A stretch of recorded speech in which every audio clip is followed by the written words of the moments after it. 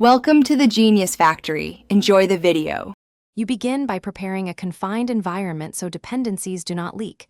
Create a venv and activate it. Install Python 3. 11 Plus and the framework you chose, for example Fast API for async speed or Flask for simplicity. Once done, scaffold routes, a basic app factory, and a requirements file. Make sure to initialize Git now and commit your working scaffold. This saves time and gives you a rollback point. You will iterate from this reproducible baseline. You now implement the core. Define your endpoints and data contracts, because clear contracts prevent rework. Connect an ORM like SQL Alchemy and create migrations with Alembic so schema changes are versioned.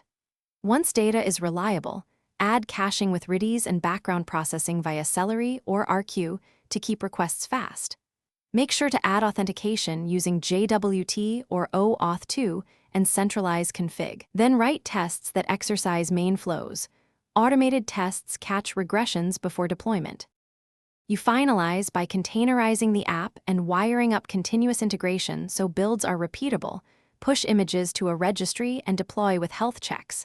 Once live, add structured logging, metrics, and alerts so you know when performance slips. Run load tests and configure graceful shutdowns to avoid losing requests. If something breaks, check the app logs and trace the request path. Correlate request ID across services to isolate the failing component quickly, then roll back if needed. Thanks for watching. If you found this helpful, don't forget to like and subscribe.